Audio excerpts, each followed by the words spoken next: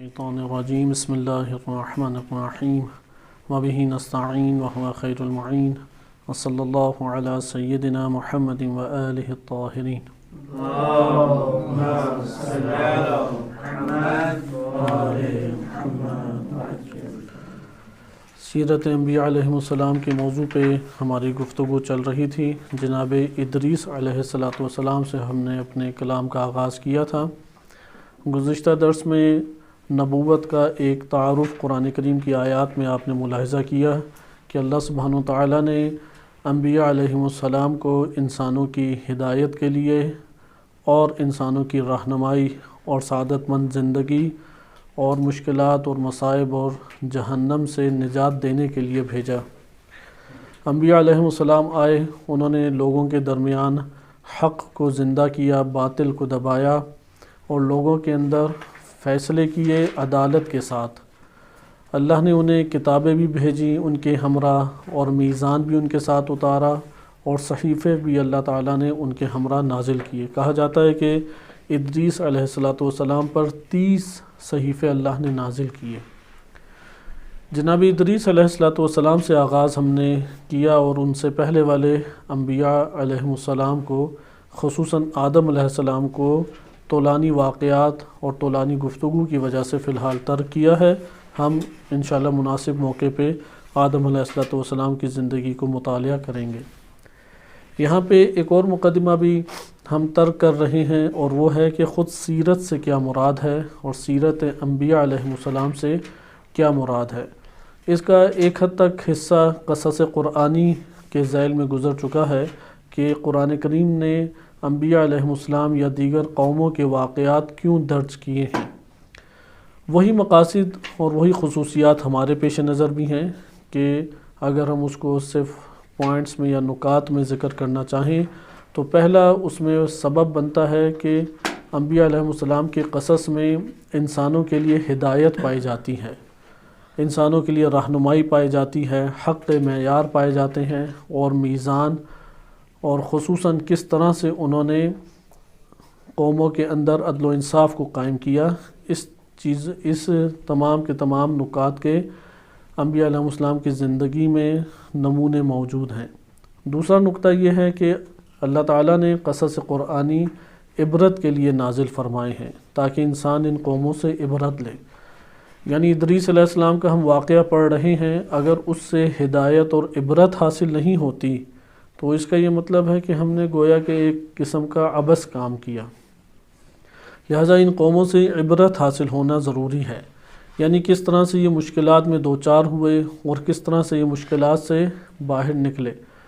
ائمہ اہل بیت علیہ السلام کی روایات میں بھی انہی نکات کے اعتبار سے انبیاء کا ذکر آیا ہے، حتیٰ کہ جناب لقمان کا ذکر طویل طور پہ ایک روایت میں امام صادق علیہ السلام سے آیا ہے، جس میں انہوں نے جناب لقمان کی خصوصیات کو بیان کیا ہے۔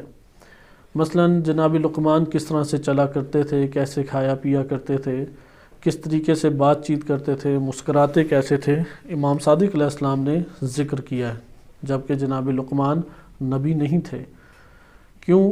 اس لیے کہ ان کی زندگی میں ہدایت موجود ہے، آداب زندگی موجود ہیں، اللہ سے قرب ہونے کے، قریب ہونے کے طریقے موجود ہیں۔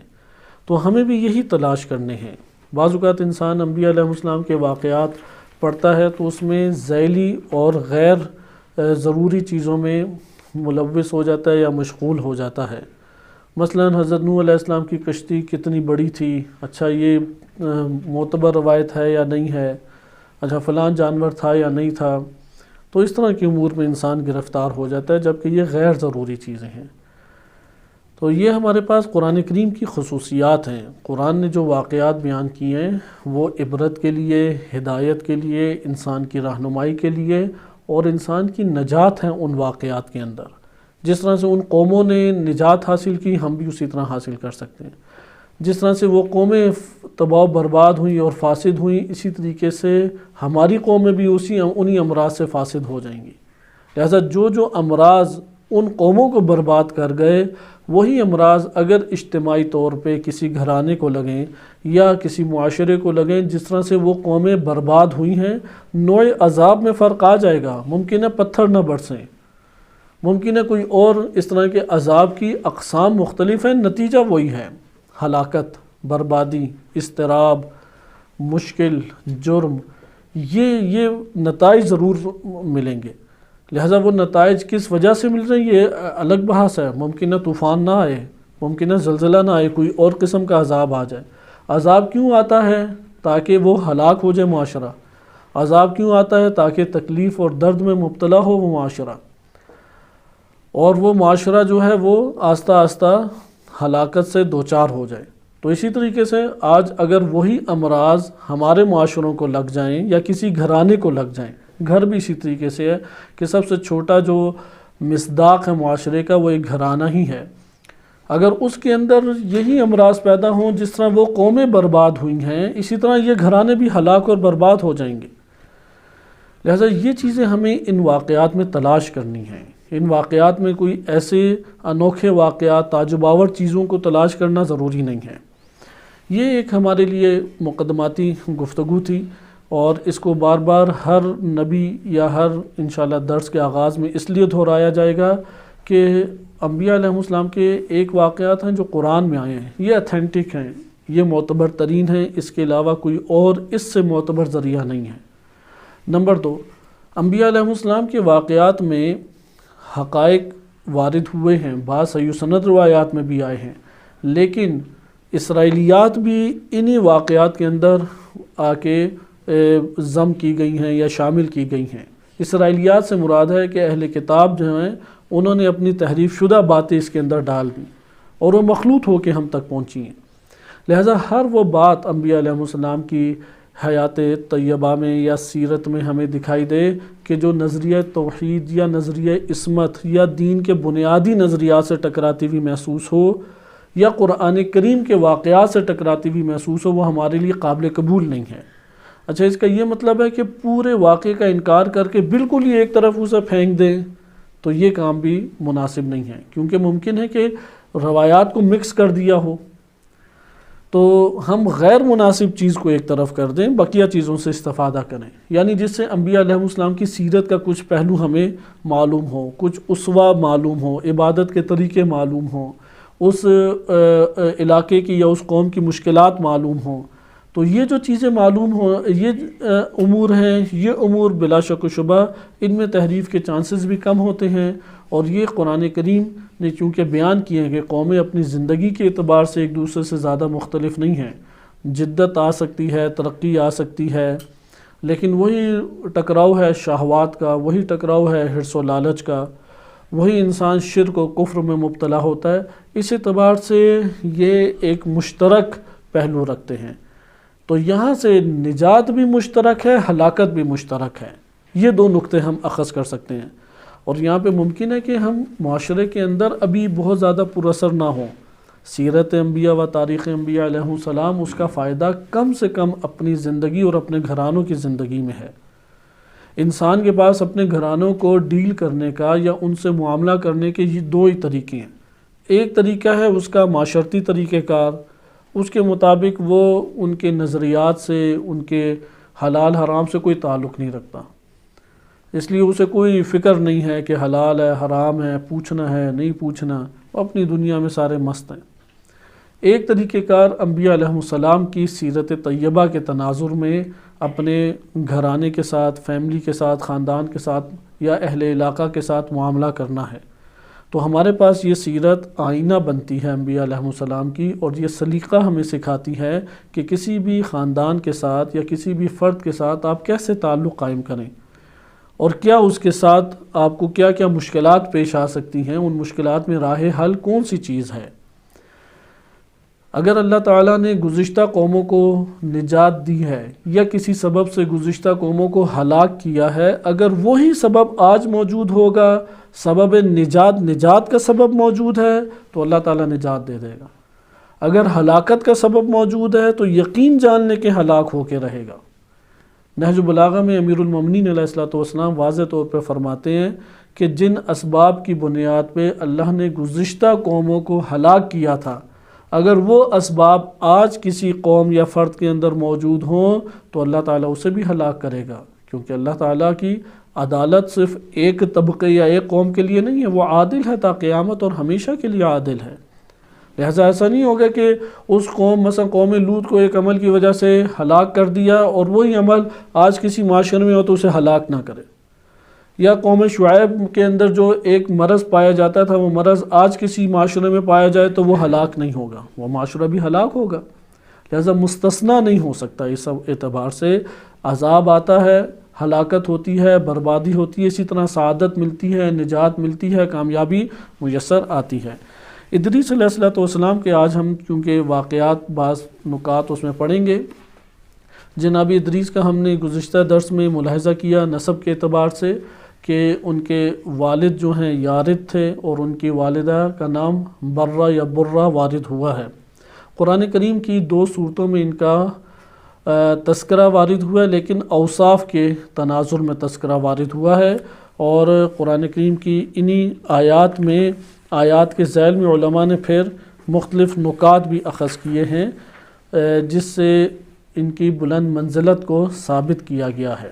مثلا سورہ مریم آیت نمبر 56 اور 57 میں ارشاد باری تعالی ہوتا ہے وَاذْكُرْ فِي الْكِتَابِ إِدْرِيسَ إِنَّهُ كَانَ صِدِّيقًا نَبِيًّا وَرَفَعْنَاهُ مَكَانًا عَلِيًّا۔ اس آیت کریمہ میں آپ دیکھیں 4 اوصاف ان 2 آیتوں میں بیان کیے گئے ہیں، صدیق اور نبی کا ہونا ان کا، صدیقاً نبیّ۔ اب آپ قرآن کریم میں نظریہ صدیق کے بارے میں قرآن نے کیا کہا ہے، آپ جو معلومات قرار دیں گے وہ جناب ادریس کے لیے بھی ثابت ہیں۔ اگرچہ اس حوالے سے ہم سیرت کے حوالے سے کلمہ صدیق میں منتقل ہو کے تفصیلی جائزہ لیں تو پھر جناب ادریس کے بقیہ پہلو ہمارے لیے قابل مطالعہ نہیں رہیں گے، اسی لیے صدیق کے بارے میں جب قرآن کریم میں آپ پڑھیں تو پہلا یا ابتدائی مصداق حضرت ادریس علیہ السلام اس کے بنتے ہیں۔ دوسرا وصف ہے نبیہ، تیسرا وصف ہے وَرَفَعْنَهُ مَكَانًا عَلِيًّا۔ یہاں پہ ایک حد تک تھوڑی تشریح کی ضرورت ہے۔ آیا مکانن علیہ سے مراد یہ ہے کہ کوئی بلند جگہ پر اٹھا لیا کہ جو بہت اونچی ہے، یا مکانن علیہ سے مراد ہے مقامن علیہ یعنی کسی بہت بڑے مقام کی اوپر فائز کر دیا، کیونکہ انبیاء میں بھی مراتب ہیں، انبیاء میں بھی درجات ہیں، تو اللہ سبحانہ وتعالیٰ نے جس درجے کے اوپر حضرت ادریس علیہ السلام کو قرار دیا ہے وہ خصوصی طور پہ ایک بلند مقام ہے۔ جو موجودہ مفسرین ہیں خصوصاً آیت اللہ جوادی عاملی حافظہ اللہ تعالیٰ، انہوں نے سیرت انبیاء کے اوپر کتاب بھی باقاعدہ تحریر کی ہے اور اس میں فقط سیرت ہی کے پہلو قرآن سے رکھے ہیں، حدیث کی طرف وہ نہیں گئے، کیونکہ حدیث میں ضعیف صحیح دونوں موجود ہیں، حدیث کے اندر معتبر بھی ہے اور اسرائیلیات بھی ہیں، اس لیے وہ اتنی گنجائش اس میں گفتگو کی موجود نہیں تھی، اس لیے وہ اس حوالے سے کہ صدیق کا کیا مطلب ہے، نبی سے کیا مراد ہے، پھر مکانن علیہ سے کیا مراد ہے، تو انہوں نے جو رائے اختیار کی اس کے مطابق یہ ایک بلند ترین مقام یعنی شخصیت کا مقام ہے، کوئی مادی جگہ نہیں ہے۔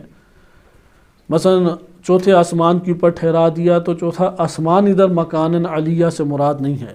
پھر علوف کی قسمیں ہیں، مثلا قرآن کریم واضح کہتا ہے کلمۃ اللہ ہی العلیٰ، اللہ ہی کا کلمہ سب سے بلند تر اور بالا ہے۔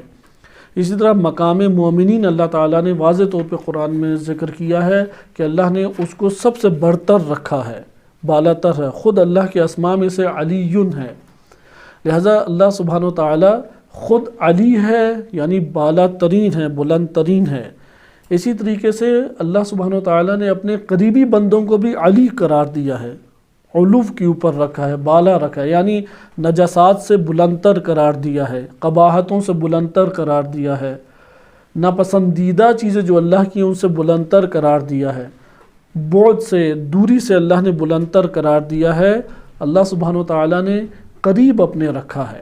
لہٰذا یہاں پہ مکان کوئی مراد اس طور پہ نہیں ہے کہ کوئی جگہ مادی جگہ، جیسے کوئی پہاڑ کی بلندی ہے یا 5واں آسمان ہے، چوتھا آسمان ہے، نہیں، اس سے ان کی شخصیت کا بلند ہونا مطلوب ہے۔ سورۃ الانبیاء آیت نمبر 85 اور 86 میں بھی حضرت ادریس علیہ السلام کا تذکرہ وارد ہوا ہے۔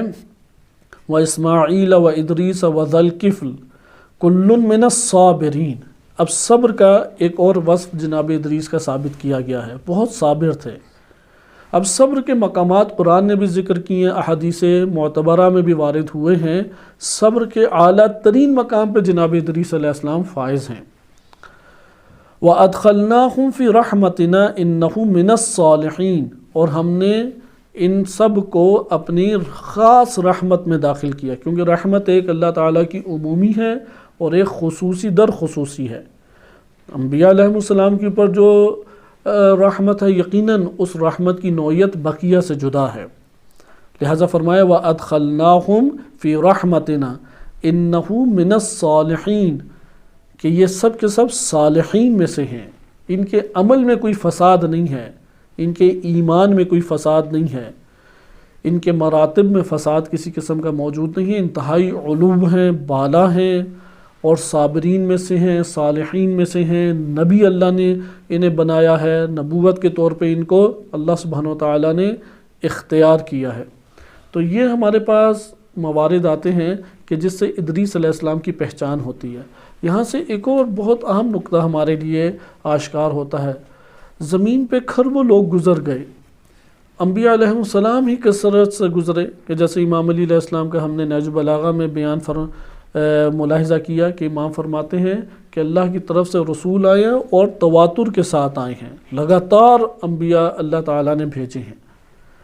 اب انہی انسانوں کے اندر انبیاء کی زندگی بسر ہوتی تھی، انبیاء علیہ السلام اپنے کام خود کیا کرتے تھے۔ یہ سیرت کے نمونے ہیں۔ سیرت ادریس کیا ہے کہ تم وہ کام کرو جو تمہارے شایانہ شان ہے، یعنی انسانیت والا جو کام ہے، پستیوں پہ نہ حیوانوں کے اتر آؤ، حیوان نہیں بننا، عالی ہونا ہے۔ حیوانیت یعنی شہوات اور غضب اور شیطنت کے جو مراحل ہیں یہ پست ہیں، ان سے عالی ہو جانا ہے، ہم نے بلند ہونا ہے۔ اسی طریقے سے صابر بننا ہے۔ صبر ایک بہت اہم ترین صفت ہے کہ حدیث مبارکہ میں صحیح سند روایت میں وارد ہوا ہے کہ امام علیہ السلام سے الصبر رأس الایمان، کہ آپ ایمان کو مجسمہ بنا دیں، تقوی بھی ہے، یقین بھی ہے، عبادت بھی ہے، زہد بھی ہے، علم بھی ہے، مختلف اس طرح سے اللہ سبحانہ وتعالیٰ نے بلند ترین مقامات رکھے ہیں۔ یہ جو ہمارے پاس مختلف قسم کے علم ہے، سخاوت ہے، جود و سخا ہے، اور احترام اور عزت ہے، مختلف طرح کی اخلاقی صفات ہیں۔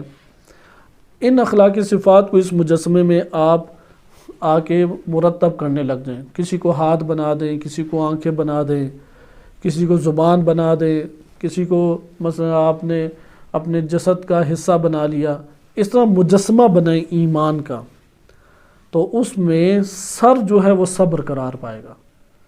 اگر صبر کاٹ دیا جائے، پورا کا پورا جسد موجود ہو، تقوی بھی موجود ہو، یقین بھی موجود ہو، زہد بھی موجود ہو، عبادات بھی موجود ہوں، اعمال صالحہ بھی موجود ہوں، یہ ساری کی ساری چیزیں موجود ہوں، جس طرح سر اگر گردن سے اٹھ جائے اور اڑا دیا جائے اور پورا کا پورا جسم سالم رہے، تو اسی طریقے سے اگر پورا ایمان سالم ہے، صرف صبر نہیں ہے، تو جو جسم کا حال ہوگا وہی اس کے ایمان کا حال ہوگا، کہ سر کے بغیر جسم مردہ ہے، میت ہے، اس کی کوئی قیمت نہیں ہے۔ اسی طرح صبر کے بغیر انسان کے ایمان اور انسان کے دین کی کوئی قیمت نہیں ہے۔ ادھر ادریس علیہ السلام کو اللہ تعالیٰ نے کیا وصف عطا کیا؟ من الصابرین، اسی طرح من الصالحین۔ تو یہاں سے یہ نقطہ ہمیں پتہ لگا کہ کھربوں لوگ زمین پہ گزرے ہیں، انسانوں کی جو اہمیت ہے اور قدر و منزلت ہے وہ کبھی بھی حسب نسب سے نہیں ہوتی۔ انسان کی قدر و منزلت اس میں پائے جانے والے اوصاف سے ہوتی ہے، یہ عالی ہے یا پست ہے، یہ صابر ہے یا بے صبرہ ہے، یہ صالح ہے یا غیر صالح ہے۔ جیسے نوح علیہ السلام کے بیٹے کو غیر صالح قرآن نے کہا کہ نوح علیہ السلام نے اپنے بیٹے کے لیے دعا کی، اب نبی ہیں، اولو العزم ہیں، نبی صلی اللہ علیہ وسلم کے بعد بزرگ ترین نبی ابراہیم و نوح علیہ السلام ہیں، دونوں میں سے کون افضل ہے اختلاف ہے، بعض کہتے ہیں ابراہیم، بعض کہتے ہیں نوح علیہ السلام کی بہت فضیلت ہے کہ انشاءاللہ ادریس علیہ السلام کے بعد انہی کا تذکرہ آئے گا، تو انہوں نے اپنے بیٹے کے لیے دعا کی، اس عظیم ترین ہستی نے جو اولو العزم نبی بھی ہیں اور رسول بھی ہیں، آدم ثانی کہا جاتا ہے، پوری دنیا میں پھیلے ہوئے تمام انبیاء اور رسول جناب نوح علیہ السلام کی نسل سے ہیں۔ تو اللہ نے کہا کہ لیس من اہلک، یہ تو تیری اولاد سے نہیں ہے، کیونکہ اس کا جو عمل ہے وہ کیا ہے؟ عمل غیر صالح، عمل غیر صالح، ایک غیر صالح عمل ہے۔ لہذا انسان دنیا میں ایک ہی طرح سے زندگی بسر کر کے چلے جاتے ہیں، اوصاف ان کی شناخت بنتے ہیں۔ یہ شخصیت ادریس علیہ السلام اللہ تعالیٰ نے اس طرح ابھار دی۔ ادریس علیہ السلام کی اصل پہچان یہی ہے۔ یہ قرآن کریم کے تناظر میں تھا اور اشارتاً ہی ذکر کیا، اگرچہ ان اوصاف کی گہرائی میں جانا چاہیے، لیکن ہم انشاءاللہ درس قرآن کے ذیل میں ان اوصاف کی گہرائی میں آہستہ آہستہ انشاءاللہ منتقل ہوں گے۔ ادریس علیہ السلام کی ایک اور جو خوبی ہے وہ یہ ہے کہ علوم عقلیہ سارے کے سارے ان کے اوپر ختم ہوتے ہیں، اس لیے انہیں فلسفے کا بانی کہا جاتا ہے۔ ہرمس کہہ کے انہی کی طرف اشارہ کیا جاتا ہے، اور کہا جاتا ہے کہ جتنے انبیاء تھے جناب ادریس کے بعد جو آغاز ہوا انبیاء کا، ان میں سے اکثر بیشتر انبیاء ان کو یونانی زبان میں فیلسوف کہا جاتا ہے، یعنی یونانی فیلسوف جو بڑے بڑے گزرے ہیں سقراط سے پہلے، وہ 3-4 تو نام لیتے ہیں، جیسے فیثاغورس ہے، یا اسی طرح سے 1-2 اور فلاسفہ ہیں، انہیں انبیاء کا عنوان دیا گیا ہے، جیسے آغا حسن زادہ آملی کی یہی رائے ہے۔ بہرحال چونکہ یہ بہت مضبوط ذرائع سے نہیں پہنچی، ہم بھی اس کے اوپر اعتقاد نہیں قائم کر سکتے، کیونکہ ایک احتمال ہے یا ایک نسبت دی گئی ہے، لیکن اس سے یہ پتہ لگتا ہے کہ علوم عقلیہ کا آغاز کہاں سے ہوا؟ جناب ادریس علیہ السلام سے، یعنی سیرت ذاتی ایک ادریس علیہ السلام کی وہ سیرت ہے جو ہم سب کے لیے نمونہ ہے۔ ایک ہے جو ان سے اختراعات ہوئی ہیں، ایجادات ہوئی ہیں، مثلا پہلے شخص ہیں جنہوں نے کپڑا سیا، ان سے پہلے لوگ چمڑے کی لباس میں رہتے تھے، چمڑا پہننا بڑا سخت ہوتا ہے، گرمی سردی میں تو اور مشکل ہو جاتا ہے، لہٰذا لوگ چمڑے سے رہتے تھے، کیونکہ گائے بکریاں ذبح کرتے تھے اور وہی لباس اختیار کر لیتے تھے، تو چمڑے کو سنبھالنا بھی مشکل ہوتا ہے۔ تو پہلے شخص ہیں جناب ادریس علیہ السلام جنہوں نے کپڑے کو ایجاد کر کے اسے سیا، اور ان کے دور سے پھر لباس کپڑے والا استعمال ہونے لگا۔ ادریس علیہ السلام سے پہلے جلد ہوتی تھی، جانوروں کی جلدوں کو لباس کے طور پہ استعمال کرتے۔ دوسری چیز، ادریس علیہ السلام پہلی شخصیت ہیں جنہوں نے باقاعدہ پڑھائی کا سلسلہ شروع کیا، خود بھی پڑھا اور پڑھاتے بھی تھے، لوگوں کو سکھاتے تھے چیزیں۔ انہوں نے نقش و نگار دیواروں کے اوپر قائم کی تاکہ آگے نسل، آنے والی نسل جو ہے وہ اسے لے کے چلے۔ انشاءاللہ یہ واقعات میں آگے کی آئیں گے انشاءاللہ۔ یعنی ادریس علیہ السلام نے باقاعدہ نقاشی وغیرہ، نقش و نگار دیواروں کے اوپر بنائے، اور جس سے مثلا اس دنیا کے جو قوانین ہیں ان میں سے چند قوانین کو انہوں نے دریافت کیا، اور دریافت کر کے اس کو سمجھانے کے لیے کوئی چھوٹی سی انہوں نے مثلا تصویر کشی کر دی تاکہ آگے والی نسلیں پھر اسے دیکھ کے اس طرح سے سیکھیں، لہذا درس و تدریس کا سلسلہ شروع کیا۔ چوتھی چیز، جناب ادریس علیہ السلام نے قلم، ہاتھ سے لکھنے کا سلسلہ شروع کیا۔ ان سے پہلے لکھا نہیں جاتا تھا ہاتھ سے، لہذا قلم ایجاد کر کے قلم سے لکھنے کا سلسلہ جناب ادریس علیہ السلام نے شروع کیا۔ اس لیے ان کی طرف علوم عقلیہ کی نسبت دی جاتی ہے۔ مثلا سائنسی علوم سارے علوم عقلیہ ہیں، اسی طریقے سے فلسفہ علوم عقلیہ میں شمار ہوتا ہے، منطق علوم عقلیہ میں شمار ہوتی ہیں۔ یہ جتنے بھی علوم ہیں، ان علوم کی نسبت ایجاد کرنے والے جناب ادریس علیہ السلام قرار پاتے ہیں۔ جناب ادریس علیہ السلام کا یہ تو وہ پہلو تھے کہ جو ایجادات کے اعتبار سے تھے۔ ہم ابھی پہلے ان کا ایک اور پہلو پڑھتے ہیں، کیونکہ ایک طویل واقعہ کتب میں وارد ہوا ہے، اور اس طویل واقعے میں اگر لفظ با لفظ پڑھیں تو شاید 1 سے 2 گھنٹے لگ جائیں، لیکن میں آپ کی خدمت میں تیزی سے وہ بیان کروں گا، اور وہ جو کتابوں میں پھر آیا ہے تاکہ کامل ہو جائے حالات زندگی۔ لیکن اس سے پہلے سیرت کے نمونے ضرور لے لیں، اور یہی سیرت، بلند ترین افراد کی سیرت یہی ہوتی ہے۔ انسان محل میں رہنے سے، اچھے بستروں پہ سونے سے، سونا یا ہیرا پہن لینے سے، بڑی بڑی گاڑیاں رکھ لینے سے انسان کی قیمت نہیں بنتی۔ جو مادیات کو قیمت دیتا ہے اس کی حیثیت بھی پھر مادی ہے، وہ پھر پتھروں کے ہی مرحلے میں زندگی بسر کرے گا۔ بعض حیوانوں کو حیثیت دیتے ہیں، کبوتروں سے بس مصروف رہیں گے، بلیوں سے کھیلیں گے، کتوں سے کھیلیں گے، مرغے لڑائیں گے۔ انہوں نے اپنی زندگی کی قیمت حیوانیت لگائی، وہ حیوانوں کے اندر ہی زندگی بسر کریں گے۔ لہٰذا انسان وہ ہوتا ہے کہ جو انسانی امور میں مشغول ہو، جیسے درس و تدریس ہے، جیسے قلم کو پکڑنا ہے، کائنات پہ غور و فکر کرنا ہے، عبادت میں مشغول ہونا ہے، یہ انسانی امور ہیں جن میں مشغول ہونا ضروری ہے۔ ادریس علیہ السلام نے اس طور پہ پوری قوم کی تربیت کی، انشاءاللہ بھی ہم اسے پڑھیں گے۔ لہٰذا یہ ایک پہلو تھا، انسانی پہلو، یعنی ان سے انسان بلند ہوتا ہے۔ یہ ذہن نشین کر لیں کہ انسان بغیر کام کے بلند نہیں ہوتا۔ میں سیٹ پہ مثلا بیٹھ جاؤں، بڑی سی سیٹ پہ ایک بڑی سی ٹیبل رکھ کے صرف آرڈر جاری کرتا رہوں، ایک چھوٹا سی اگر اسٹیپرل بھی لگانا ہے اس کے لیے بھی آرڈر جاری کروں، اس سے کوئی بلند نہیں ہوتا۔ یا یہ کہہ دیا یار تم مجھے پانی پلا دو۔ ہمارے بزرگ علماء کی یہ سیرت گزری ہے، جیسے مقدس اردبیلی رحمۃ اللہ علیہ، بہت عظیم شخصیت گزری ہیں آج تقریباً 500 سال پہلے، اور ان کا نام بھی بہت زیادہ بڑا تھا۔ تو تب تو یہ شناختی کارڈ اور تصویریں اور یہ پبلسٹی، واٹس ایپ اور اشتہار نہیں ہوتے تھے، تو اس لیے شخصیت کو پہچاننا مشکل ہوتا تھا عام سفر کے دوران۔ تو وہ سفر کر رہے تھے، معروف ہے ان کے بارے میں کہ 2 جانور ان کے پاس، ایک جانور ہوتا تھا یا 2 جانور۔ مثلا اگر ایک جانور ہے تو وہ ہر وقت اس کے اوپر بیٹھ کے نہیں چلیں گے، جہاں پہ وہ دیکھیں گے کہ وہ اس کا مصروف ہو گیا کھانے کے لیے تو وہاں پہ خود بیٹھ جائیں گے، اسے چرنے دیں گے یہاں تک کہ اس کا پیٹ بھر جائے، اور پھر اس کے اوپر سوار ہوں گے۔ پھر زیادہ دیر سوار نہیں رہتے تھے، کئی دیر پیدل اس کے ہمراہ چلتے تھے، جانور کے حقوق کا خیال رکھتے تھے۔ اسی طریقے سے اپنے کام ذاتی خود کرتے تھے، یہ انبیاء کی سیرت سے ہمارے علماء نے لیا ہے۔ اپنے کپڑے خود ہی دھوئیں گے، مثلا بیگ اٹھانا ہے دوسرے کو جا کے بیگ نہیں پکڑائیں گے، خود ہی اٹھائیں گے۔ اگر ایک بندہ اپنا ہی بیگ نہیں اٹھا سکتا وہ کیا اگلے کے لیے سیرت بنائے گا؟ یہ تو شہنشاہوں کی سیرت ہے کہ میرا بیگ بھی تم اٹھاؤ، جوتے بھی تم اٹھاؤ، ٹوپی بھی تم اٹھاؤ، کھانے بھی تم ہی میرے سامنے سارے پیش کرو۔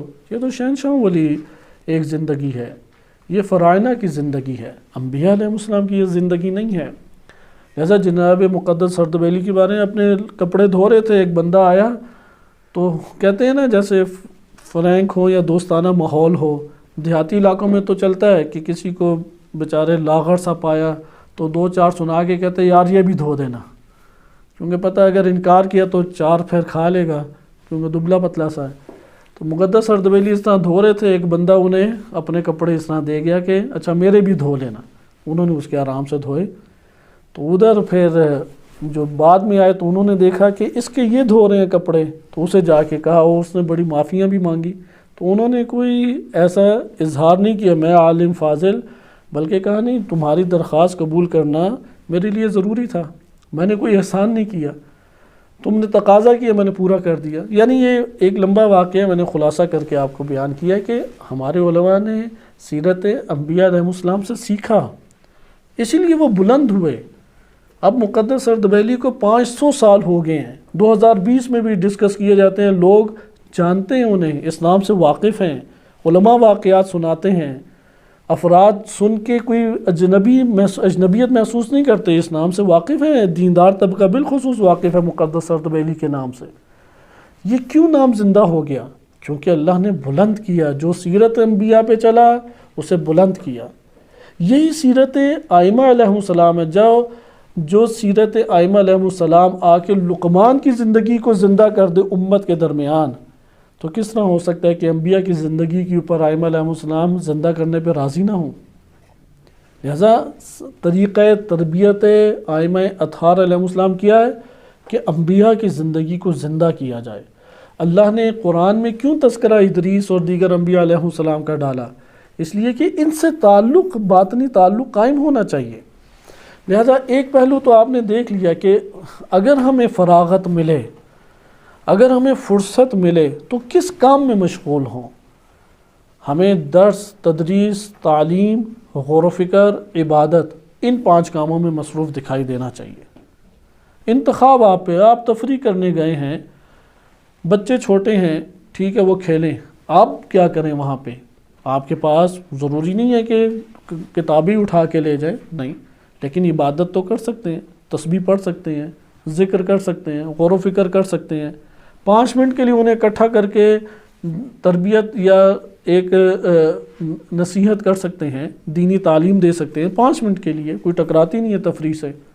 شیطانی تفریح تو نہیں ہونی چاہیے کہ جس میں کھانا پینا اور شہوتی فقط ہو، نہیں، اس میں نماز بھی رکھیں، اس تفریح میں 5-10 منٹ کے لیے دینی گفتگو بھی رکھیں، ایک آیت کو بیان کر دیں، اس کا صرف ترجمہ اور تھوڑا سا اسے نقطہ سمجھا دیں، اخلاقی نکات اس میں کچھ بیان کر دیں۔ لہٰذا یہ انبیاء کی سیرت سے ہمیں نکات اٹھانے چاہیے۔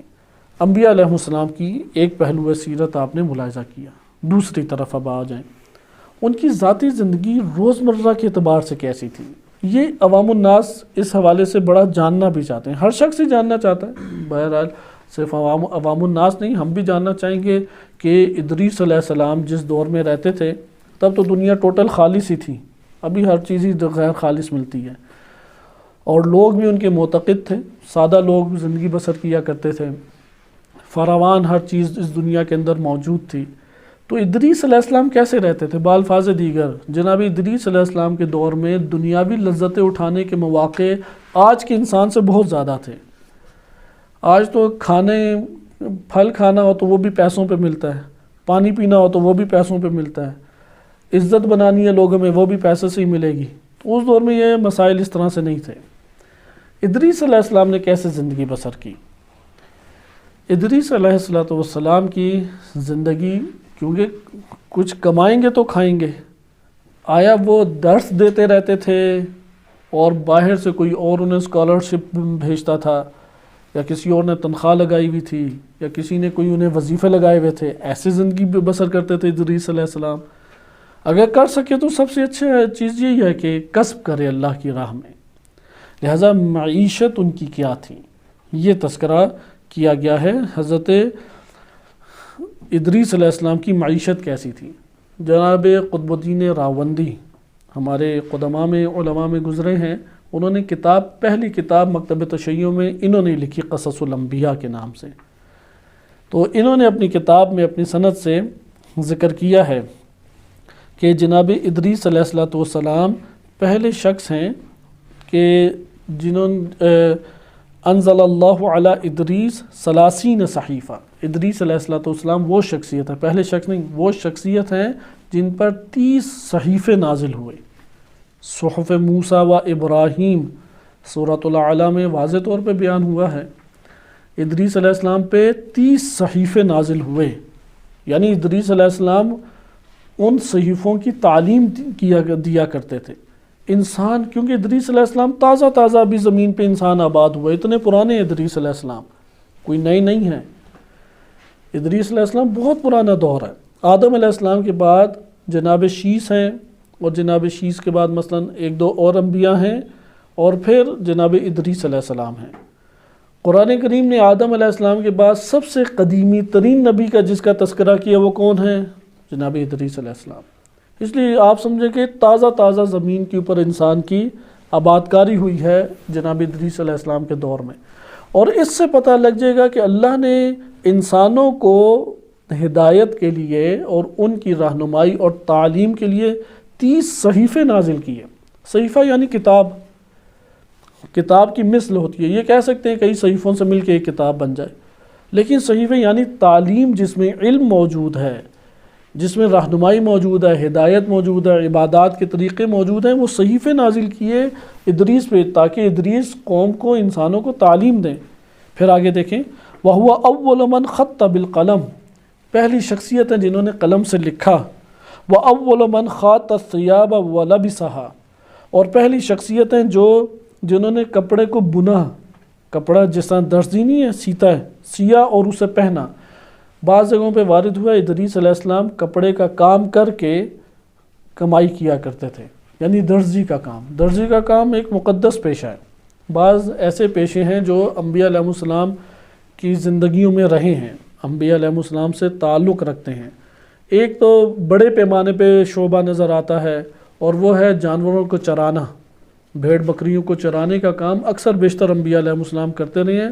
اس کی بنیادی وجہ یہ ہے کہ وہ خلوتوں میں چلے جاتے تھے، اللہ کی خالص عبادت ہوتی تھی، اور اس میں مشقت، بدنی مشقت بھی ایک نوع ہے، اور جو خلقت کے اوپر غور و فکر ہے وہ کرنے کا موقع ملتا تھا۔ بھیڑ بکریاں خود اللہ کی ایک مخلوق ہیں، آس پاس جو مخلوق آسمان ہیں، پہاڑ ہیں، اور یہ اسی طرح سے جہاں سے وہ چرتے ہیں وہ زرخیز زمینیں ہیں، تو غور و فکر کا خوب موقع ملتا تھا۔ کیونکہ انسانی اوصاف اس پیشے میں زیادہ اجاگر ہوتی ہیں اور مخلوق کے اندر انسان کو مشغول ہونے کا موقع کم ملتا ہے، اس لیے اس کی اہمیت بڑھ جاتی ہے۔ ہر وہ شعبہ جو انسانی اوصاف کو کم کرتا ہے وہ اتنا پست ہو جاتا ہے۔ مثلا روایات میں وارد ہوا ہے کہ لوہار کا کام کرنا وہ مکروہ ہے، کیونکہ دل کو سخت کر دیتا ہے۔ لوہے ہے نا، لوہا کاٹنے کا کام وہ دل کو سخت کرتا ہے، مجبوری اگر ہو تو مکروہ نہیں ہے۔ بعض اوقات اس پیشے کو اختیار کرنا کیا ہوتا ہے؟ مجبوری۔ اسی طرح قصائی بننا یا قصابی کا کام کرنا کیا مکروہ ہے، کیونکہ دل سخت ہوتا ہے، انسانی اوصاف دبتے ہیں اس میں۔ وجہ کیا ہے؟ کیونکہ وہ جانور کو کاٹتا ہے، اس کا دل ہی سخت ہوتا ہے، رحم ہی اس کے اندر سے نکل جاتا ہے۔ سوائے یہ کہ مجبوری ہو تو پھر مکروہ نہیں ہے۔ لہذا وہ پھر اسی اعتبار سے وہ پیشے کہ جس سے انسانیت زیادہ اجاگر ہوتی ہے، انسانیت کے اوصاف زیادہ داخل انسانی وجود میں ہوتے ہیں، وہ پیشے اتنے مقدس ہونے لگ جائیں گے، اگرچہ وہ پیسہ کچھ نہ زیادہ دیں۔ آج کل تو بہرحال ریوڑ بہت بڑا پیسے دیتا ہے کہ ایک بکرا ہی 20,000 30,000 یا 40-50,000 کا آتا ہے، لیکن اس دور میں ان کی نظر پیسے کے اوپر نہیں ہوتی تھی۔ ان کی نظر کس بات پہ ہوتی تھی کہ معاشرے کے اندر رہتے ہوئے معاشرے سے باہر نکل گئے، کیونکہ بھیڑ بکریاں ایک شہر کے اندر یا دیہات کے اندر چیزوں کو کھا کے پیٹ نہیں بھرے گا ان کا، انہیں شہر سے باہر لے جانا پڑتا تھا، تو اس طرح معاشرے سے کٹ جاتے کچھ دیر کے لیے۔ پھر وہ غور و فکر کا موقع انہیں طویل ملتا تھا، کیونکہ بھیڑ بکریاں ایک حد تک کھائیں گی، ان کو اپنا ٹائم چاہیے، اور کتا مثلا رکھ لیں یا اس طرح سے کوئی ایک بندہ رکھ لیں، وہ اس کی حفاظت کرتا رہے گا، اور خلقت کے اوپر غور و فکر کا ملتا ٹائم، عبادت کا موقع ملتا، ذکر کا موقع ملتا۔ اسی طرح درزی ہے، آپ درزی کا پیشہ دیکھیں، وہ بالکل الگ ہو جاتا ہے، ایک خاص دنیا میں چلا جاتا ہے، اس کے پاس موقع ہوتا ہے ذکر کرنے کا، اس کے پاس موقع ہوتا ہے عبادت کا، خلوت کا۔ لہذا حضرت یونس ادریس علیہ السلام کے بارے میں وارد ہوا ہے کہ وہ کپڑے کا بیچا کرتے تھے اور کاروبار کرتے تھے۔ وَكَانَ مَنْ كَانَ قَبْلَهُ يَلْبِسُونَ الْجُلُودَ، ادریس علیہ السلام سے پہلے لوگ چمڑے پہنا کرتے تھے، چمڑے کا لباس پہنتے تھے۔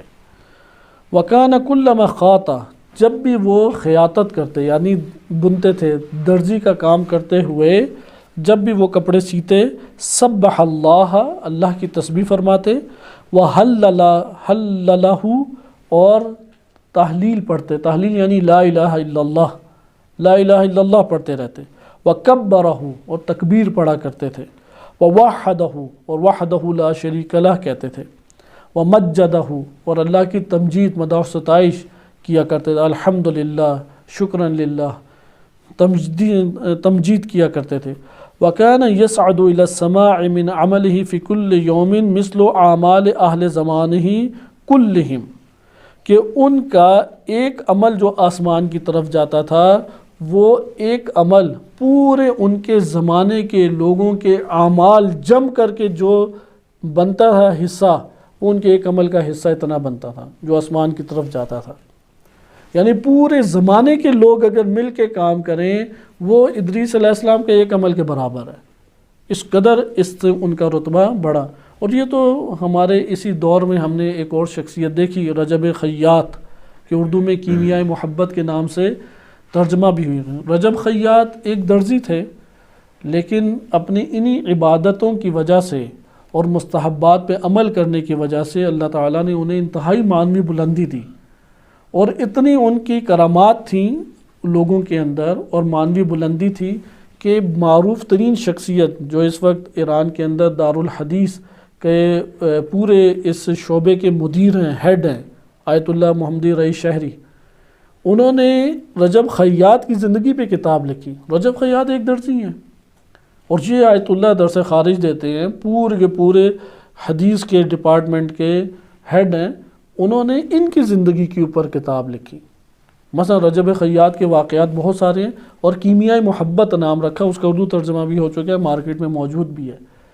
اس سے پتہ لگے گا یہ خیاطت کا جو یعنی درزی کا جو پیشہ ہے یہ کوئی چھوٹا پیشہ نہیں ہے، اس میں موقع وافر مقدار میں میسر ہے۔ مثلا ایک پیشہ ہے پیسے گننا، بینک میں جو بیٹھے ہوتے ہیں، یہ بڑے مظلوم لوگ ہیں، کیونکہ انسان جو ہے وہ پیسے گنتا رہتا ہے، ایک تو ہاتھ بھی نہیں آتے، اور ریاضت بھی گننے کی ہے، اور قرآن نے اسی گننے کو منع بھی کیا ہے۔ وَيْلٌ لِّكُلِّ ہُمَزَةٍ لُمَزَةٍ، پھر کیا ہے؟ الَّذِي جَمَعَ مَالًا وَعَدَّدَهُ، کہ جو مال جمع کرتا ہے وَعَدَّدَهُ، اور پھر اسے شمار کرتا رہتا ہے، تو یہ ریاضت ہوتی ہے اندر، کیونکہ آپ جس پیشے سے مصروف ہیں وہ ایک ریاضت کر رہے ہیں، وہ زندگی کا آپ کے حصہ بن جاتا ہے، وہ ہر چیز میں جم اور عدد، جم اور اس کے مقدار کو جم کر رہا، مگر یہ کہ من الرجال، قرآن کی آیت ہے، من الرجال لا یلہون، یعنی آیت کا آغاز ممکن ہے کہ تھوڑی تعبیر مختلف ہو جائے، لا یلہون لا یلہیہم عنہم لا یلہیہم تجارت ولا بیع عن ذکر اللہ و اقامت الصلاۃ، لا تلہیہم معذرت، قرآن کی آیت ہے کہ لا تلہیہم تجارت ولا بیع عن ذکر اللہ و اقامت الصلاۃ، یعنی مردان خدا وہ ہیں، وہ افراد مرد ہیں کہ جو تجارت کرتے ہیں، خرید و فروخت میں مشغول ہوتے ہیں، لیکن یہ تجارت اور خرید و فروخت ان کو اللہ کے ذکر سے غافل نہیں کرتی۔ یعنی اگر یہ کام ہو جائے، یہ خود ایک بہت بڑا جہاد ہے، بہت بڑا جہاد، کہ آپ تجارت میں مشغول ہوں، خرید و فروخت میں مشغول ہوں، اور یہ دو کام آپ کو اللہ کے ذکر سے اور نماز کے اقامے سے غافل نہ کریں۔ یہ اگر بندہ کر لے، کوئی تاجر بھی ہو، کوئی خرید و فروخت بھی کرے، آپ خرید و فروخت کرنے جاتے ہیں، آپ کر کے یہ تجربہ کر لیں، آپ جب خرید و فروخت کر رہے ہوتے ہیں اس وقت کتنی توجہ آپ کی اللہ کی طرف ہے، کتنی توجہ آپ کی نماز کی طرف ہے۔ لہذا بعض پیشے ایسے ہیں کہ جو انسان کے اندر زیادہ ایک برے اثرات مرتب کرتے ہیں، مجبوری ہے، البتہ مجبوری کے اعتبار سے ثواب انہیں اس کا ملے گا جو کسب حلال کر رہے ہیں، لیکن وہ جو نفس کے ساتھ مشکل کا ٹکراؤ ہو رہا ہے، یعنی بعض جگہوں پہ ٹکراؤ کی مشکلات یعنی سخت ہے مصیبت، بعض جگہوں پہ مصیبت اتنی سخت نہیں ہے، تو یہ جو درزی کا پیشہ ہے اس میں اس اعتبار سے جو انسانی مشکلات آتی ہیں اس میں بہت شدید انسان کے لیے ٹکراؤ نہیں ہے، اس لیے آپ نے اکثر بیشتر دیکھا ہوگا وہ شیاطین ان کو پیدا کرنے پڑتے ہیں، آپ نے دیکھا گانے لگا کے سی رہے ہیں سارے، وہ اس طرح کر رہے ہیں، یا کوئی کسی نے نعتیں لگائی ہوں گی، کوئی گپ شپ کر رہا ہے، کیونکہ ایک ہی عمل انجام دینا ہے، تو انہیں اگر کسی نے شیاطین کے راستے پہ چلنا ہے تو وہ وہاں پہ شیاطین کو ایجاد کرے گا، لیکن بینک والے کو کوئی گانے نہیں لگانے پڑتے، کیونکہ وہ مبتلا ہی ایک کتنی بڑی آزمائش سے ہے اور مصیبت سے ہے، اسے اپنے نفس کو بچانے کے لیے خصوصی اہتمام کرنا پڑتا ہے، جبکہ درزی کا پیشہ، چرواہا یعنی بھیڑ بکریاں چرانا، یہ لوگ انسانیت سے قریب ترین اوصاف کے دائرے میں ہیں، ان کے لیے بہت بڑی مشکل، جسمانی مشقت ہے اس میں، لیکن روحانی سکون ہے اس میں۔ تو حضرت ادریس علیہ السلام نے ایسے پیشے کا انتخاب کیا جو انہیں اللہ سے دور نہ لے جائے۔ پھر آگے بیان کیا جاتا ہے کہ وَكَانَتِ الْمَلَائِكَةُ فِي زَمَنِ ادریس صلوات اللہ علیہ یصافحون الناس، ادریس علیہ السلام کے دور میں فرشتے اتر کے لوگوں سے مصافحہ کیا کرتے تھے، وَيُسَلِّمُونَ عَلَيْهِمْ، اور لوگوں کو سلام کیا کرتے تھے، وَيُكَلِّمُونَهُمْ، اور لوگوں سے گفتگو کرتے تھے، وَيُجَالِسُونَهُمْ، اور لوگوں سے اٹھتے بیٹھتے تھے، وَذَلِكَ لِصَلَاحِ الزَّمَانِ وَأَهْلِهِ، یہ کوئی بہت ایک مشکل چیز نہیں ہے، زمانہ بڑا پاک اور پاکیزہ اس دور میں تھا، صالح افراد موجود تھے، اور فلم یزل الناس علی ذلک حتی زمن نوح علیہ السلام، لوگ اسی طرح سے رہے یہاں تک کہ نوح علیہ السلام کا زمانہ آ گیا تو فرشتے سارے کے سارے چلے گئے، زمانہ بگڑ گیا، فساد پھیل گیا، اور شرک اور کفر پھیلتا چلا گیا۔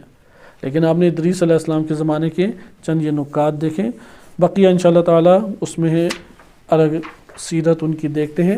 ایک واقعہ کتب میں تفصیلی طور پہ وارد ہوا ہے، وہ واقعہ اس کے اندر بعض جگہوں پہ خود سوالات بھی پیدا ہوتے ہیں جو ممکن ہے کہ حضرت ادریس علیہ السلام کی شان و منزلت سے کاملاً مطابقت نہ رکھتا ہو، لیکن اس کا یہ مطلب نہیں اس واقعے سے ہم استفادہ نہ کریں۔ ایسا کیا جا سکتا ہے، وہ جو محدود سا حصہ ہے جو ان کی شخصیت سے نہیں سازگار، اس کو ہم سائڈ پہ کر دیں، لیکن بقیہ اس پورے علاقے کے اعتبار سے ہمارے لیے وہ ایک واقعہ ایک سیرت کو ضرور ظاہر کرتا ہے۔ یعنی اب ان کی ذاتی زندگی سے ہم نکل کے اب معاشرتی اور اجتماعی پہلو کی طرف آ گئے، کیونکہ انبیاء اللہ تعالیٰ نے ایک ایک بندے کے لیے نہیں بھیجے، اس طرح سے قوموں میں بھیجے ہیں، امتوں میں بھیجے ہیں۔ علماء کا وظیفہ بھی یہی ہے کہ لوگوں کے درمیان جا کے تبلیغ کریں، لوگوں کے درمیان جا کے سیرت انبیاء کو اختیار کرتے ہوئے زندگی بسر کریں۔ یعنی ان کی خواہش بھی یہ نہیں ہونی چاہیے کہ 21ویں گریڈ جیسی زندگی کی مراعات حاصل ہوں تو پھر میں کچھ تبلیغ کروں۔ ان کی زندگی کی یہ خواہشات ہونی چاہیے کہ ایک متوازن ضرورت زندگی کو پورا کرنے والے وسائل زندگی مہیا ہو جائیں اور اتنی فرصت ملے کہ میں ذکر اور عبادت میں مشغول ہو سکوں اور بقیہ لوگوں کے درمیان زندگی بسر کریں۔ اور اسلام دین کامل ہے، چونکہ اس لیے دین اسلام نے مستحبات رکھ ہی ایسے دیے گئے ہیں کہ وہ اجتماع سے دور نہیں ہو سکتا، لوگوں سے دور نہیں ہو سکتا ایک عالم۔ یعنی حتی الامکان اللہ تعالیٰ نے اسلام کے اصول اور عبادات کا انداز یہ ایسا بنایا ہے کہ اگر کوئی اس کو اختیار کرتا ہے، چار ناچار وہ سیرت انبیاء کے قریب آ جاتا ہے۔ مثلا پنجگانہ نماز جماعت سے پڑھائیں تو کہاں لوگوں سے دور جائیں گے، نماز کے دوران لوگوں سے گفتگو ہوگی، اسی طرح امر بالمعروف و نہی عن المنکر کا وظیفہ انجام دے، کس طرح لوگوں سے آپ کٹ سکتے ہیں؟ آپ کے گھر والوں سے تعلق جو ہے وہ صرف باپ، بیٹی، بھائی یا ایک کمانے والا یا دوسروں کو پیسے کھلانے والے کا نہیں فقط رہے گا، بلکہ آپ کا تعلق ایک بڑھ کر مانوی تعلق ان سے بن جائے گا، جو کہ قرآن نے ذکر کیا ہے۔ قرآن نے کہا ہے کہ قوا انفسکم واہلیکم نارا، اپنے آپ کو بھی بچاؤ اور اپنے گھر والوں کو بچاؤ۔ لہٰذا آپ اگر آگے سے جھگڑا کرے تو اس سے کہ میں تم سے محبت کر رہا ہوں، میں تمہیں آگ میں نہیں جلنے دوں گا، اس لیے میں تمہارے ساتھ یہ سلوک کر رہا ہوں، نہ کہ اس لیے کہ مجھے اس سے تکلیف ہوتی ہے اور مجھے ہوتی ہے تو تم بھی کہو گے بھائی میں نہیں، مجھے اس سے خوشی ہوتی ہے۔ اگر میں ہی لانی ہے پھر تو دونوں برابر ہیں، لیکن اگر لانا ہے محبت، اگر لانی ہے عزت اکرام، اگر اصلاح کو لے کے آئیں، بندگی الہی کو لے کے آئیں، پھر حق کی بات کریں گے، کہیں گے نہیں میں بھی کچھ نہیں تم بھی کچھ نہیں۔ بندگی الہی کس سے برپا ہوتی ہے؟ انسانیت کا تقاضا کیا ہے، حق بات کیا ہے۔ تو یہ ہمارے پاس سیرت کے نمونے اب اجتماعی طور پہ سامنے آتے ہیں جو ادریس علیہ السلام سے بیان ہوئے۔ لیکن اس سے قبل کہ جناب ادریس علیہ السلام کو ادریس کیوں کہا جاتا ہے، اسے ہم تیزی سے علل الشرائع کے ذیل میں پڑھتے ہیں۔ علل الشرائع میں جلد نمبر 1 باب نمبر 19، اس باب میں صرف ایک ہی روایت اور حدیث ہے، اس کا نام یہ ہے باب کا، چیپٹر کا، العلۃ التی من اجلھا سمی ادریس ادریسا۔ جناب ادریس کو ادریس کیوں کہا جاتا ہے، اس کا سبب بیان کیا گیا ہے۔ یہ جو روایت ہے یہ وہب بن منبہ سے ہے، یعنی امام معصوم سے یہ منقول نہیں ہے، اس طرف توجہ رہے، لیکن اس کا مضمون چونکہ قابل قبول ہے اس لیے شیخ صدوق رحمۃ اللہ علیہ نے روایات اہل بیت علیہ السلام کے ضمن میں اس کو رکھ دیا ہے۔ اس میں ذکر کیا گیا ہے ان ادریس علیہ السلام کان رجلا طویلا، لمبا ان کا قد تھا، ضخم البطن، چوڑے پیٹ کے مالک تھے، عریض الصدر، یعنی بڑے پیٹ کے مالک تھے۔ بڑے پیٹ سے مراد یہ نہیں ہے کہ نکلا ہی ہو ہمیشہ، صحیح ہے، بڑا پیٹ ہیکل کے مطابق ہو۔ اگر کسی کا قد لمبا ہے، سینہ چوڑا ہے تو پیٹ اس کے مطابق ہو، نہ کہ پیٹ اندر چھوٹا سا دھنسا ہوا ہو، پیٹ اس ہیکل کے مطابق تھا۔ عریض الصدر، چوڑا ان کا سینہ تھا، قلیل شعر الجسد، جسم میں بال بہت قلیل تھے، جسم میں بال کم تھے، کثیر شعر الرأس، سر میں ان کے بال زیادہ تھے، وکانت احدی اذنیہ اعظم من الاخری، ان کا ایک جو کان تھا دوسرے کان سے تھوڑا بڑا تھا، برابر نہیں تھے۔ وکان رقیق الصدر ورقیق المنطق، رقیق کہتے ہیں پتلے پن کو، سینہ جو ان کا ہے یعنی وہ پتلا ہونا مراد ہے، چوڑے سے ٹکرائے نہ، اس طرح سے رقیق مراد ہے۔ اور رقیق المنطق بولتے بڑے ملائم انداز میں تھے، صحیح ہے، رقیق ہلکا بولتے تھے، بہت اونچا بھی نہیں بولتے تھے، اور بڑے ملائم انداز میں بات چیت کرتے تھے۔ قریب الخطا اذا مشا، لمبے لمبے قدم نہیں، جب چلتے تھے لمبے قدم نہیں اٹھاتے تھے ادریس علیہ السلام، چھوٹے چھوٹے قدم، یعنی ان کے قدموں میں بہت گہرا فاصلہ نہیں ہوتا تھا جیسے بھاگ رہا ہو، اور نہ اس طرح چلتا تھا جیسے 2 پاؤں چھوڑ دیے ہوں، 2 پاؤں چھوڑ کے بھی چلنا صحیح نہیں ہے، میانہ ایک چلتے تھے، یعنی ایک قدم جو دوسرا قدم اٹھاتے وہ پہلے قدم کے قریب ہی اٹھاتے تھے، بہت لمبا فاصلہ اس میں نہیں رکھتے تھے۔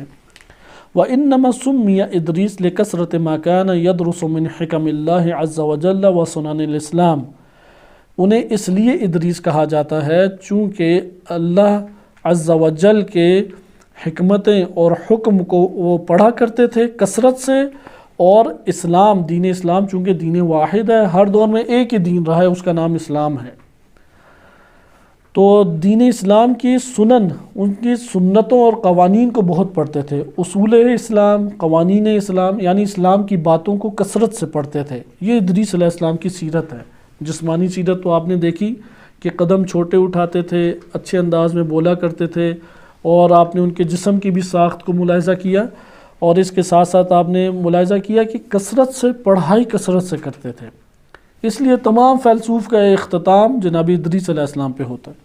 وَهُوَ بَيْنَ أَظْهُرِ قَوْمِهِ، وہ اپنے قوم کے بالکل درمیان میں واضح طور پہ آشکار زندگی بسر کرتے تھے، کوئی غار نہیں بنایا ہوا تھا کہ اس کے اندر جا کے ساری عمر گزار دی، کوئی گھر کے اندر گھس کے نہیں، جیسے ہوتے ہیں ابھی ہم علماء طلاب جاتے ہیں تو علاقے والوں سے ملے، اس کے بعد پتہ لگا کیا کیا، کہتے ہیں 2 مہینے گزر کے کچھ بھی نہیں کیا، اچھا فلاں نے کیا کیا، کچھ بھی علاقے کی نہیں خبر، اپنے گھر میں سوئے کھایا پیا اور بس واٹس ایپ پہ زندگی بسر کر دی۔ انبیاء علیہ السلام کی زندگی اس سے ہٹ کر ہے، انبیاء علیہ السلام لوگوں میں میل ملاپ کے ساتھ، کبھی ایک دوست کی طرف ملنے چلے گئے اور اس کے ساتھ ذکر الہی اور دین کی باتیں کی، حال احوال بھی پوچھا، کسی رشتہ دار سے ملنے چلے گئے، آپس میں بیٹھ کے بچوں کو کوئی قرآن پڑھا دیا، نمازوں کی طرف رغبت دلائی، مصروف زندگی بسر کرنی چاہیے انسان کو۔ بہرحال ثم انہ فکر فی عظمت اللہ جل جلالہ، وہ اللہ کی عظمت کے اوپر بہت غور و فکر کرتے اور اس طرح کہا کرتے تھے، ان لہذه السماوات ولهذه الارضین ولهذا الخلق العظیم والشمس والقمر والنجوم والسحاب والمطر وهذه الاشیاء التي تكون لربا يدبرها ويصلحها بقدرته، کہ یہ جتنے آسمان ہیں، یعنی اتنا غور و فکر کیا انہیں اس آسمان کے علاوہ بقیہ آسمان کی بھی خبر ہوگی، جتنی زمینیں ہیں، جتنی یہ خلق مخلوق عظیم ترین مخلوق ہے، کچھ راتوں کو نکلتی ہے، کچھ دن کو پھیلتی ہے، کچھ سمندروں کے اندر ہے، کچھ فضاؤں کے اندر ہے، کچھ زمین کے اندر چھپی ہوئی ہے، کوئی دیگر کہکشاؤں میں آباد ہے، جتنی بھی یہ خلق عظیم ہے، یہ سورج ہے، یہ چاند ہے، یہ ستارے ہیں، یہ بادل ہیں، یہ بارش ہے، اور اس طرح کی جتنی چیزیں ہیں، حتماً و حتماً ان کا ایک رب ہے، اور وہ رب ان سب کو چلا بھی رہا ہے اور اپنی قدرت سے ان سب چیزوں کی اصلاح بھی کی ہوئی، یعنی انہیں ثابت رکھا ہے، محکم رکھا ہے، انہیں صحیح سالم اس نے رکھا ہوا ہے۔ فَكَيْفَ لِي، پھر کیسے ہو سکتا ہے، بِهَذَا الرَّبِّ فَأَعْبُدَهُ حَقَّ عِبَادَتِهِ، میرے لیے کیا یہ ممکن ہے اس جیسے رب کے لیے ایسی عبادت انجام دوں جیسا اس کی عبادت کا حق ہے؟ میں خود سے تو ایسی کوئی عبادت ایجاد نہیں کر سکتا، کیونکہ رب بھی اتنا عظیم ہے، وہ ذات ہی اس قدر عظیم ہے، میں کون سا عمل انجام دوں کہ اس کی عبادت قرار پائے، کیا کروں اس کے لیے کہ وہ اس کے لیے عبادت قرار پائے۔ فخلا بطائفۃ من قومہ، وہ اپنے قوم سے ایک گروہ کے ساتھ پھر نکلے، فجعل، یعنی اپنی قوم جو تھی جس علاقے میں رہتے تھے وہاں سے ایک جماعت کو اکٹھا کیا، یقیناً وہی جماعت ان کے ساتھ آئے گی جو کچھ غور و فکر کرنے والی اور عبادتوں کی طرف میلان اور رغبت رکھتی ہوگی، انہیں اکٹھا کیا، فجعل یعظہم، اور انہیں واعظ و نصیحت کرنا شروع کر، یعنی توحید کا درس دینا شروع کر دیا، اللہ سے جوڑنا شروع کر دیا۔ انبیاء علیہ السلام و ائمہ علیہ السلام کی ہستیاں اور ان کی تعلیمات اور طریقہ تعلیم وہ ہے ہی یہ کہ وہ سب سے پہلے اللہ سے جوڑتے ہیں، کھانا کھانے سے پہلے اللہ سے ربط قائم کرو، کھانا کھانے کے بعد اللہ سے ربط قائم کرو، پانی پینے سے پہلے اللہ سے ربط قائم کرو، اٹھنے سے پہلے اٹھتے ہو اللہ سے ربط قائم کرو، سونے سے پہلے سونے کے بعد ہر مورد میں اللہ سے ربط قائم کرو ذکر الہی پڑھ کر۔ لہٰذا انبیاء و ائمہ علیہ السلام کی یہ تعلیمات ہیں، وہ بغیر عمل کے جنتوں میں پہنچانے والے نہیں ہیں، وہ صرف ایک نعرہ لگا کے قبروں سے انسان کو آزاد کرانے والے نہیں ہیں۔ لہٰذا دیکھیں یعظہم، انہوں نے ان کو واعظ کرنا شروع کیا، وہ یذکرہم، انہیں یاد دہانی کراتے۔ دیکھو تم اپنے دل میں جھانک کے دیکھو، تمہیں توحید نظر آئے گی، تمہیں عمل صالح کی طرف رغبت نظر آئے گی۔ وَيُخَوِّفُهُمْ، انہیں برے انجام سے ڈراتے۔ وَيَدْعُوهُمْ إِلَىٰ عِبَادَةِ خَالِقِ هَٰذِهِ الْأَشْيَاءِ، اس تمام کائنات کے خالق کی طرف، اس کی عبادت کی طرف ان کو رغبت دلاتے، دعوت دیتے۔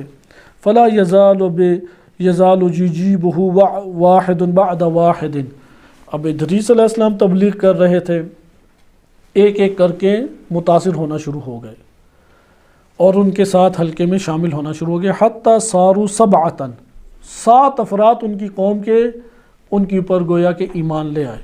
ثم 70، پھر 70 ہو گئے۔ الی ان صاروا 700، پھر 700 افراد تھے جو یہ واعظ و نصیحت کرتے ہیں، یعنی اثرات ہوتے ہیں، واعظ کریں، یعنی آپ دیکھیں نا انہوں نے کیا کام کیے، 4 کام کیے۔ پہلا ہے واعظ و نصیحت کی، نصیحت کا اثر ہے کہ دیکھو یار تم سمجھ جاؤ، وقت نہ ضائع کیا کرو، مت ساری کی ساری شہوات میں اپنی زندگی ضائع کر دو، کچھ صبر بھی کیا کرو، شکر اللہ کا کرو، عبادت، یہ ہے واعظ نصیحت۔ پہلا کام جو ادریس علیہ السلام وہ واعظ کرتے۔ دوسرا کام یذکرہم، انہیں یاد دہانیاں دلاتے کہ جھانکو اپنے دل میں، دیکھو کہ تم انسانیت والے امور، تمہیں خیر کا پتہ ہے، تمہیں شر کا پتہ ہے، الہام اللہ نے تمہارے اندر خیر اور شر کیا ہے۔ وَيُخَوِّفُهُمْ، خوف بھی دلاتے تھے دوزخ سے، برے انجام سے، بے صبری سے۔ تیسری چیز، ان کو اللہ کی عبادت کی طرف رغبت دلاتے۔ یہ کام کرنے والے ہیں۔ اچھا، ثم بلغوا 1000، پہ 1000 ہو گئے۔ فلما بلغوا 1000، تو جب 1000 ہو گئے، قال لهم، تو ادریس علیہ السلام نے انہیں کہا، نختر من خیارنا 100 رجل، 100 افراد چنو ان میں سے، ہمیں چاہیے کہ 100 افراد چن لیں۔ تو 100 افراد، فاختاروا من خیارہم 100 رجل، جو سب سے بہترین تھے ان 100 کو چن لیا۔ واختاروا من 100 70 رجلا، پھر 100 میں سے 70 کو انتخاب کیا۔ ثم اختاروا من 70 10، پھر 10 کا 70 میں سے 10 کا انتخاب کیا۔ ثم اختاروا من 10 7، پھر 10 میں سے 7 کو انہوں نے چن لیا۔ ثم قال لهم، ان 7 کو بلایا، میٹنگ گویا کہ کی، اور کہا فَلْيَدْعُوا هَؤُلَاءِ السَّبْعَ، ہمیں چاہیے، ہم 7 کو چاہیے، یا ان 7 کو چاہیے اللہ سے دعا کریں، فَلْيُؤَمِّنْ بَقِيَّتُنَا، یہ 7 دعا کریں گے ایک ساتھ، اور بقیہ جتنے بھی ہیں وہ کیا کہیں گے، آمین۔ صحیح ہے، وہ آمین کہیں گے۔ فَلَعَلَّ هَذَا الرَّبَّ جَلَّ جَلَالُهُ يَدُلُّنَا عَلَى عِبَادَتِهِ، چونکہ ابھی تو ہم نے عبادت کو ایجاد ہی نہیں کر سکے، ہم کیا عبادت ایجاد کریں؟ یعنی انہیں توحید کا درس دیتے، عمل صالح کا درس دیتے، ڈراتے جہنم اور برے نتائج سے، اور انسان کے بھی نہیں، برے اعمال کی جو نتائج ہیں اس سے ڈراتے، اللہ کی عبادت کا درس دیا کرتے۔ اب سوال کیسے عبادت کریں؟ تو کہا کہ یہ 7 دعا کریں، بقیہ سارے کیا کہیں گے، آمین۔ شاید اللہ عز و جل ہمارے لیے کوئی عبادت کا خاص طریقہ رہنمائی فرمائے اور قرار دے۔ فَوَضَعُوا أَيْدِيهِمْ عَلَى الْأَرْضِ، سب نے یوں زمین پہ ہاتھ رکھے، کیونکہ عبادت کے طریقوں میں خاضع اور خضوع کیا ہے، سجدے کی حالت بنانا ہی سب سے خضوع والی حالت ہے۔ زمین کے اوپر ہاتھ رکھ کے نیچے ہو کے انہوں نے دعائیں کرنا شروع کر دی۔ وَدَعَوْا طَوِيلًا، دیر تک اللہ کی بارگاہ میں دعا کرتے رہے۔ فَلَمْ يَتَبَيَّنْ لَهُمْ شَيْءٌ، تو کچھ بھی سامنے نہیں آیا، کچھ ظاہر نہیں ہے۔ اب یقین ہے اللہ ہے، رب ہے، توحید کا درس پڑھ چکے ہیں، شک نہیں ہوا انہیں اللہ پہ کہ اللہ نعوذ باللہ ہے ہی نہیں۔ طویل دعا کرتے رہے لیکن کچھ ظاہر نہیں ہوا۔ ثم رفعوا ایدیہم الی السماء، پھر ہاتھ اٹھا کے اس طرح آسمان کی طرف ہاتھ بلند کر دیے۔ فلم یزالوا یعبدون اللہ،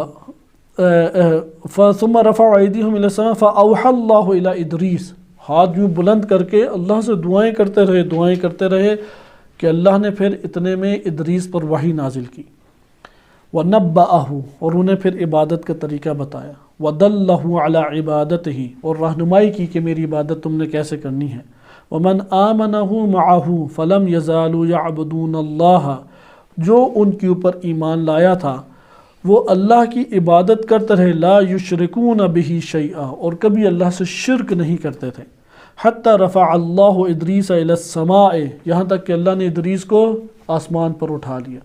یہ شیعہ سنی دونوں کتب میں آیا کہ ادریس علیہ السلام آسمان پر موجود ہیں، عیسیٰ علیہ السلام و ادریس علیہ السلام، لیکن ادریس علیہ السلام کے آسمان پہ بلند کرنے کا صحیح سند روایات نہیں ہیں، اس لیے اس کی شہرت زیادہ نہیں ہے۔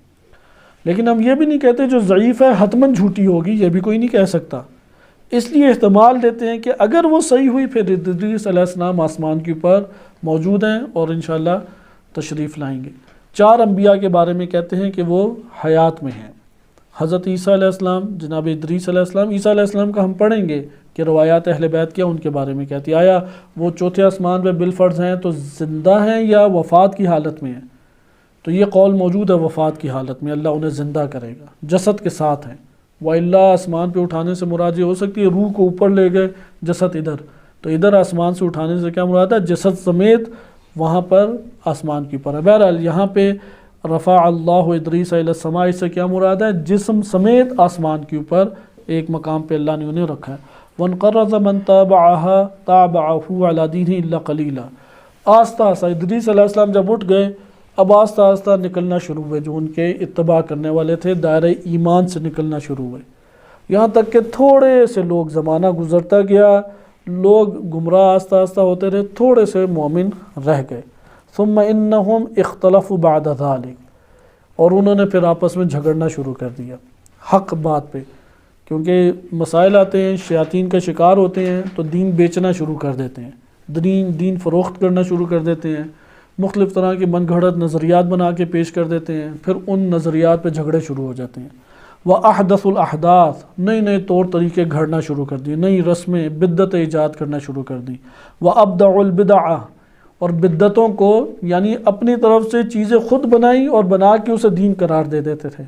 آج کے دور میں تو یہ بہت زیادہ ہے، مثلا خود سے چیزیں ایجاد کرتے ہیں پھر کہتے ہیں نہیں دین نے یہ حکم دیا ہے، مثلا سوم ہے، اگر یہ نہ کہیں کہ دین نے ایجاد کیا، ٹھیک ہے کہ ہمارے معاشرے کی ایک رسم ہے، دین سے تعلق نہیں ہے، البتہ معاشرے کی اس رسم میں ہم کوشش کرتے ہیں کہ حدود الہی میں رہیں، ذکر الہی کر لیتے ہیں، ٹھیک ہے کوئی عیب نہیں، لیکن کہ نہیں آئمہ علیہ السلام نے کہا ہے کہ مرنے کے تیسرے دن یہ کام کرو اور دین نے یہ کہا ہے، بدعت ہے یہ۔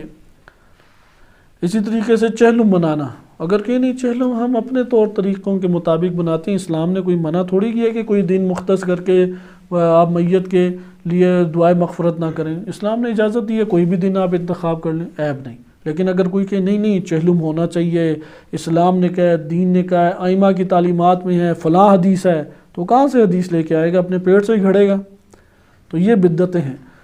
لہٰذا یہ جو بدعتیں ہیں، اس طرح کی بدعتیں ایجاد کرنا شروع کر دی، حتیٰ کان زمان نوح علیہ السلام، یہاں تک کہ ادریس علیہ السلام کے بعد زمانے نوح علیہ السلام آ گیا۔